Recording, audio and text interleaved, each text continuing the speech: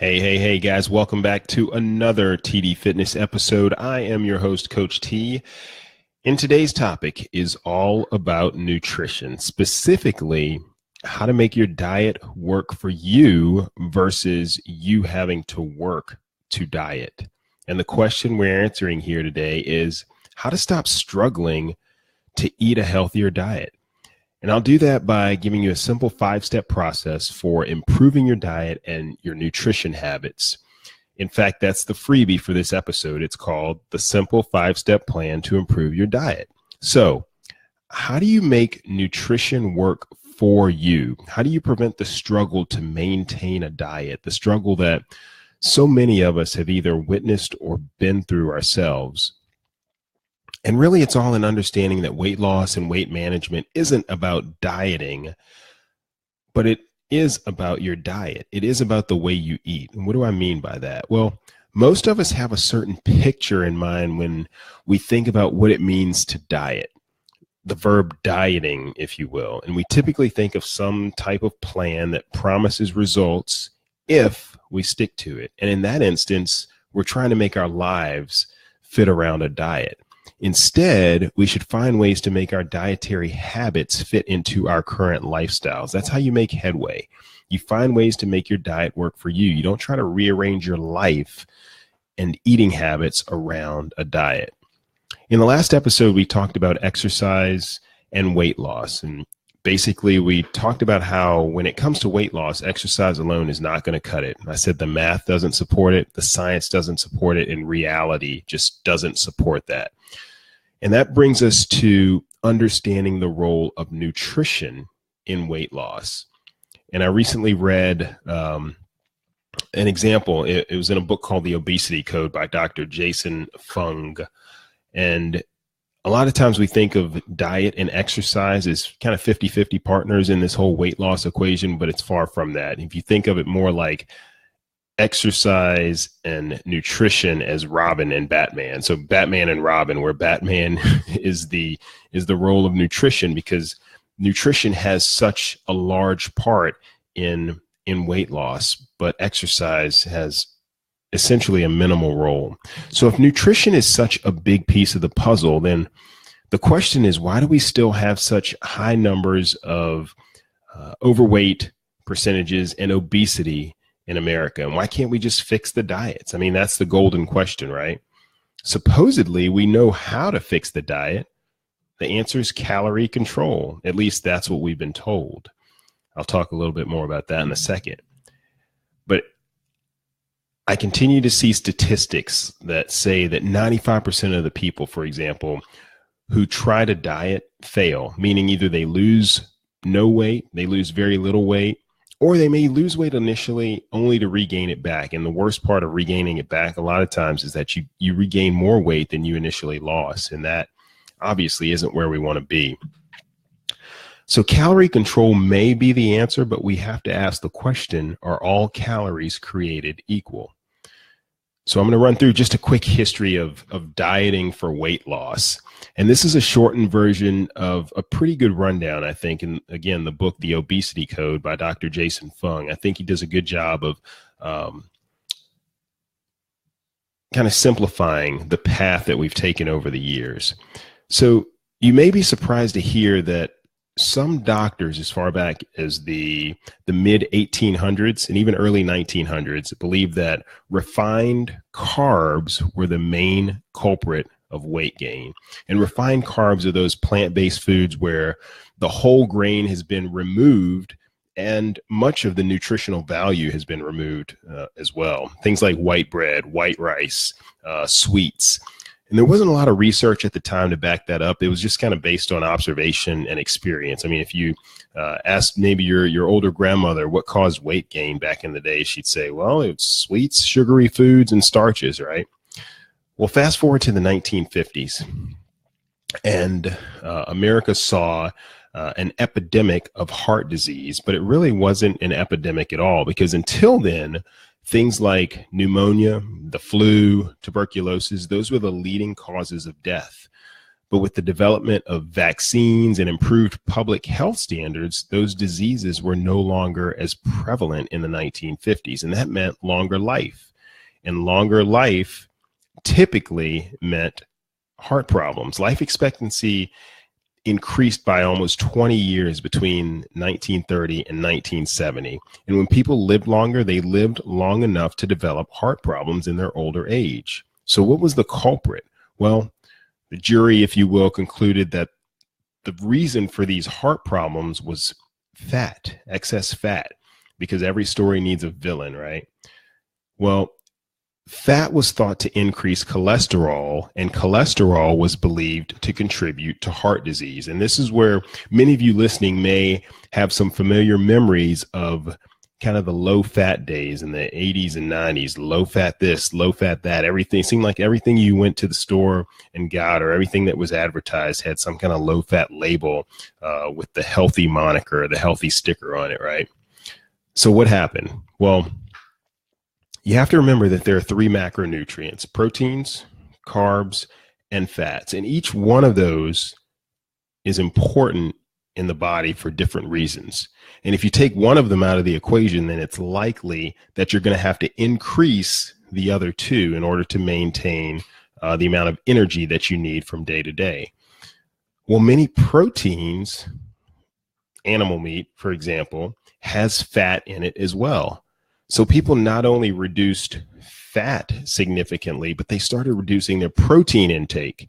And that meant that our diets then consisted primarily of carbohydrates, because if you take fats out of the equation and you take protein out of the equation, that leaves carbohydrates. And carbs aren't bad for you, right? I mean, vegetables are carbohydrates, fruits are carbohydrates. But in today's world, many of the carbs that we consume are highly processed and highly refined. Think back to the nutrition pyramid when you were growing up. The base of the pyramid, I remember this, the base of the pyramid, it was breads, pastas, rice, and other refined carbs. In fact, 55 to 60% of your diet was the recommended intake of carbs. And that was, like I said, the base of the pyramid. So then there was a dilemma, because on the one hand, people thought carbs were good because they didn't contain fat. But if you think back to what grandma said, for example, carbs caused weight gain, the sugary foods, the sweets, the starches. So there was some confusion there. So nutrition experts then adopted the belief that carbs weren't necessarily fattening, but rather excess calories were the culprit. And this is where maybe this is starting to sound familiar, because you've probably heard the whole calorie argument before. Fats were then viewed as fattening, and the calorie counting began. And I have to believe that a part of the calorie counting is due to the fact that as a society, we wanted a way to measure success or failure. Not even really success or failure, but whether we were doing things right or wrong. Because if I could say, hey, doc, look, I stuck to my calories and I still gain weight, then it's not our fault, right? Not that it was ever our fault, but that's what we had been led to believe. That's what we had been told. So going back to the refined and processed carbs, those foods are metabolized in the body as sugar. Insulin is released to metabolize it. So the debate is this: is the culprit behind obesity excess calories, or is it too much sugar? And I think that's a very important question. I'll be honest with you. I am struggling with this one right now, because there is some very conflicting information from legitimate sources on both sides of the equation. In researching this topic for this episode, as a matter of fact, I reviewed a lot of the published literature that I have, both from my personal trainer certification, from my health coaching curriculum, and numerous resources that I've accumulated over the years for continuing education credits and things like that. And they all state that weight management is as simple as calories in versus calories out, period.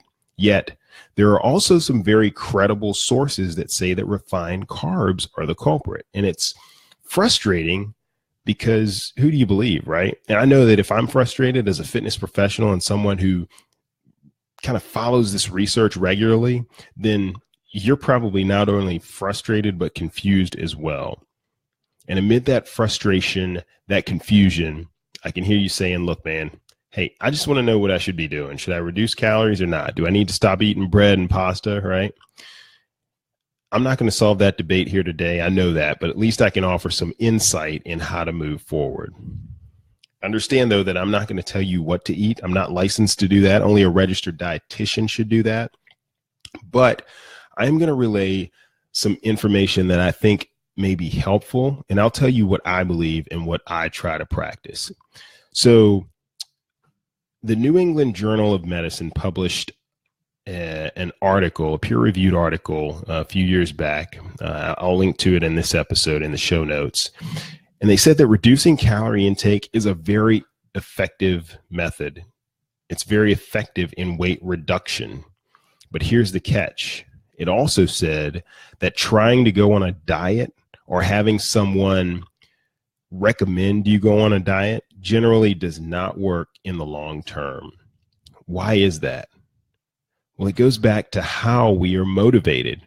I'll talk more about that in the next video of this series, but the big picture is that changes have to be sustainable. They must also be intrinsically motivated. That's the motivation that comes from within. And they have to be initiated by you. It's got to be your goal, your thought. But those traits help with sustainability. It's got to be sustainable. So how do we make the way that we eat sustainable? How do we promote an improved way of eating that we're likely to keep, not for a month or two, but for a lifetime? That's what health coaching is. We do it by incorporating subtle changes, setting small, achievable goals, and building on successes. But it's important to remember here that success isn't defined by the amount of weight that you've lost or the number on the scale, but rather it's defined by meeting your action-based goals. I'll talk more about that later and in the next episode as well. So we have to start with where we are, and then we have to make some small changes. Just continue to improve little by little. This is where dieting typically fails us, because the solution is oftentimes a one-size-fits-all process. If you even call it a process, it's more like a prescription. And it may work for some, but it cannot work for everyone. And this gets back to the question of how to make your diet work for you, how to make nutrition work for you. Instead of looking at the diet prescription on that sheet of paper and forcing that into your routine, you have to look at your routine and see where you can make improvements.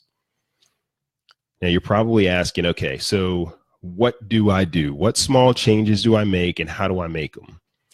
Well, ultimately, I'll tell you that it has to be your decision on what change to make and how to make it. And that's the point that we miss so often. If the change doesn't come from you, then it's a prescription. And remember, prescriptions rarely work. Now, I'm not saying that you have to go through this alone. The changes you decide to make can certainly and should be informed by expertise. Whether it's expertise that you get on your own, or if you seek the help of a fitness professional, for example. Hopefully that's one of the things that you get from watching and listening to these episodes. But remember that no one knows you or your routine better than you do. That's why you are so important in the goal setting process. Now, what I did for this topic, for this episode, was I created a one-page document for you entitled The Five-Step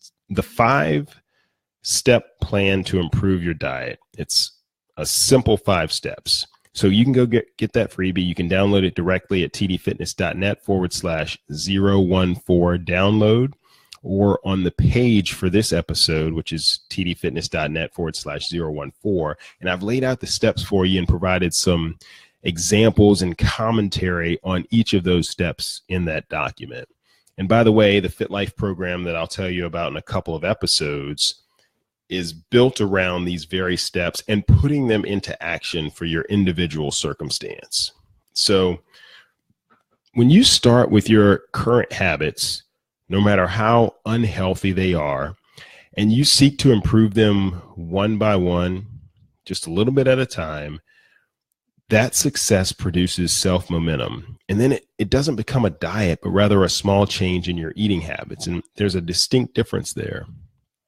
Things like adding more fruits to your diet, adding more vegetables to your diet, incorporating more water into your diet. And over time, you'll find that you're eating a lot healthier than you used to be. Weight management is pitched to be as simple as calories in versus calories out. In fact, the quote I remember reading is that the foundation of all successful weight loss programs is achieving a negative calorie balance. The truth is that it is not that simple. There's more to it than that, not the least of which is a consideration for how your body metabolizes those calories. A pound of raw vegetables is much different than a pound of cake. We all know that, but yet we keep being told and we tend to believe that a calorie is a calorie. Not true. As I said, I'm not going to tell you whether or not you should go low carb, no carb, cut sugars, limit calories. For one, legally, I can't do that because I'm not a registered dietitian. And secondly, the data is conflicting at best. But I'm also not going to cop out and leave the discussion there. I'll tell you what I believe and what I try to practice. So when I can, I try to replace simple, refined carbs with more complex, nutrient-dense options such as fruits, vegetables, whole grain products, things like that. If you remember in episode 10, that one was called A Day in the Life, 12 Healthy Habits I Practice Every Day. You may remember that I try to get 5 servings of fruits and vegetables on most days of the week. I also try to limit added sugars. Not always successfully. I definitely have a sweet tooth, but I try. And the way I do that, though, is by trying to create an environment that doesn't promote sugar indulgence, things like limiting sugary drinks. We don't keep those in the house. We limit sweets the same way. So when it comes to limiting calories, I don't count them. I don't count calories. I have in the past because you have to know where you stand, but I don't actively count calories daily. Instead, I try to make as many nutritious choices as I can and limit the indulgences when I can. I will tell you that Halloween, Thanksgiving, and Christmas definitely make that hard this time of year. But calorie control is important, but not all calories are created equal. So as I wrap this up, I want you to know that calorie control is something that should be considered in your overall outlook, your overall plan on how you decide to eat. Remember, though, that sugar is different than vegetables, not only in how it tastes, but in how the body breaks it down, how the body uses it, and how the body stores it. So yes, calories are important, but nutrition quality is also important. Remember too, weight loss takes time, okay? And healthy habits are habits that endure. So you should strive for nutritious food choices, don't overindulge, and make those small changes little by little, one by one, so that over time you can progress and make your nutrition habits a little more healthier. That's how you make your diet work for you instead of working so hard to follow that diet. So don't forget to grab the freebie for this episode, the simple 5-step plan to improve your diet. You can get that at tdfitness.net/014 download. Again, the show notes will be at tdfitness.net/014. I want to thank you all again for watching or listening to this episode. I'll see you in the next episode where we talk about the most important things for healthy living. I'm excited about that one. Again, it's not diet or exercise. I will see you in the next episode. Until then, Coach T, out.